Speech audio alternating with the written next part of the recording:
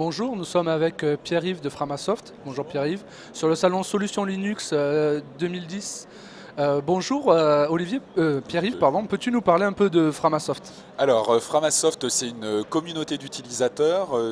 Donc nous, on vient plutôt du milieu enseignant, du milieu éducatif, puisque ça a été monté à la base par un professeur de mathématiques. L'objectif de Framasoft, c'est de faire la promotion de la culture libre et du logiciel libre en particulier. Pour ça, on a beaucoup de projets qui essayent de promouvoir justement les logiciels et la culture en direction du grand public et de la façon, on espère, la plus simple possible et la plus attractive possible. Donc Framasoft a été connu au départ pour un référencement assez exhaustif de l'ensemble des logiciels libres disponibles francophones, mais vous avez d'autres activités Oui, c'est vrai que cette activité d'annuaire du logiciel libre, qu'on a commencé à être un petit peu les pages jaunes du logiciel libre, c'est notre activité historique depuis 2001 maintenant. Aujourd'hui, on essaye d'aller un petit peu plus loin, d'abord parce qu'on a référencé un très grand nombre de logiciels et il ne s'agit pas forcément d'être totalement exhaustif. Ce qu'on souhaite, c'est référencer avant tout des logiciels qui servent avant tout au grand public. Aujourd'hui, on souhaite aller un petit peu plus loin et montrer que la culture libre, ça va quand même plus loin que uniquement le logiciel. Donc on a des projets notamment autour de livres avec la collection Framabook. Donc l'idée, c'est de faire du livre libre comme on fait du logiciel libre en utilisant des logiciels libres pour la rédaction comme la poule ou l'œuf. Et puis en plaçant tous ces livres sous licence libre, c'est-à-dire sous des licences qui respectent les mêmes conditions, on va dire, que le logiciel libre.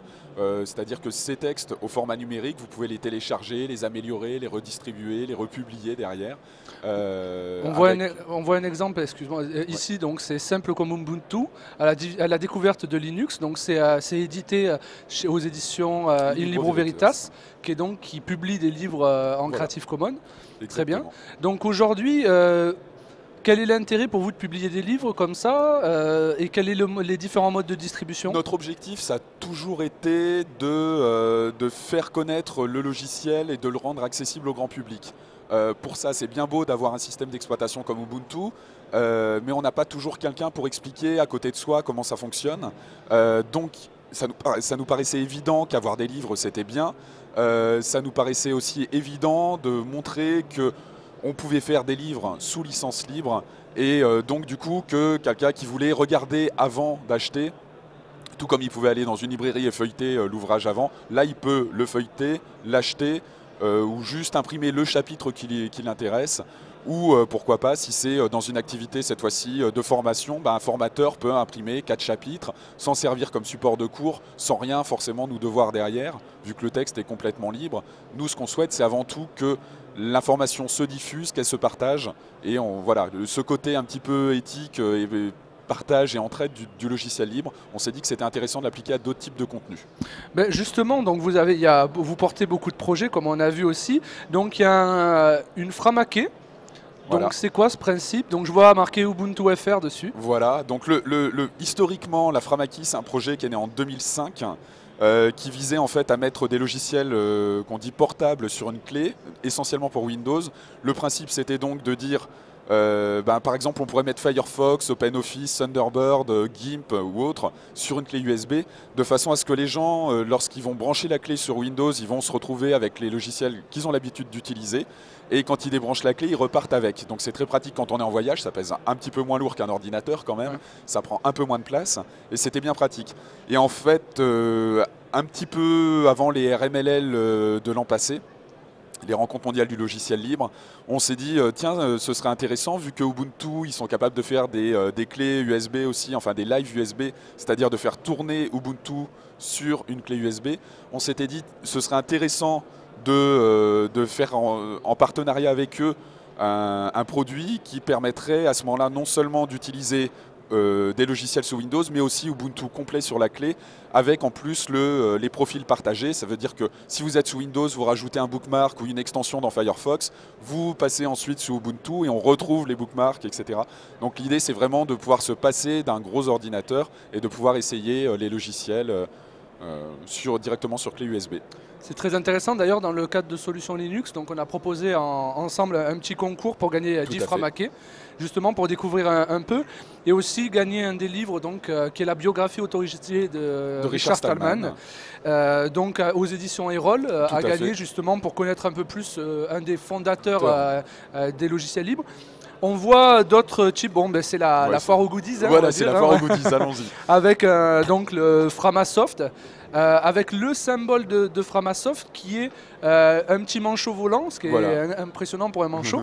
Donc d'où vient justement cette petite symbolique du manchot là? Le petit symbolique en fait, ça vient d'une bande dessinée d'un artiste qui s'appelle LL de Mars, qui est un artiste vraiment multi-compétences, on va dire, multi-art en tout cas, qui fait du dessin, de la musique, etc. Et il avait fait une BD qui s'appelait Les Pingouins, qui est disponible d'ailleurs aussi chez In Libro Veritas. On a trouvé ce petit pingouin très sympathique et c'est devenu un petit peu la mascotte de Framasoft. Et donc ce qui est intéressant, c'est que ce pingouin est sous licence art libre. Et donc ça nous a permis à nous de pouvoir réutiliser ce petit pingouin en l'extrayant de sa planche originale et de pouvoir s'en servir pour faire notamment la communication de Framasoft. Mais c'était vraiment dans l'idée pour nous de dire, voilà aussi c'est ça la culture libre, c'est lorsque quelqu'un a fait quelque chose, on peut le hacker, on peut le modifier, on peut le réutiliser et on va pouvoir s'en servir dans un autre contexte. Et aujourd'hui on est très content que ce pingouin soit un petit peu l'image de Framasoft. Très bien. Et quels sont vos actus cette année ou qu'est-ce qu'on peut vous souhaiter de bon pour Alors, l'année à venir? depuis le début de l'année, la première actu qui datait du mois de janvier, c'était la sortie de la biographie de Richard Stallman. Donc, qu'on a traduit collectivement d'abord au sein de Framasoft et ensuite avec un gros travail des éditions Erol pour nous permettre de publier cet ouvrage qui est sorti début janvier. Avec Richard Stallman qui est venu lui-même en France en faire la promotion lors d'une petite tournée, donc on était très content qu'il soit là. Les autres actus, ça va être essentiellement de sortir là les nouvelles Framaki avec Lucide, la version Lucide Lynx au mois de mai-juin je pense. Un nouveau Frama DVD qui est un autre projet, une compilation de logiciels libres pour Windows, Mac et évidemment GNU Linux et Ubuntu dessus.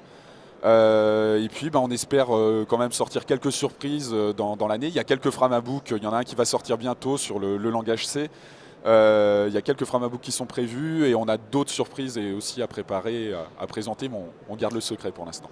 Très bien, merci beaucoup Pierre-Yves. Donc j'invite toutes les personnes à ne pas hésiter à aller découvrir ces Framakés, le fonctionnement, ainsi que les différents sites de Framasoft et à participer à contribuer à cette association, que ce soit humainement en temps humain ou pourquoi pas faire un don en financièrement aussi. On prend. À bientôt, au revoir. Je vous remercie.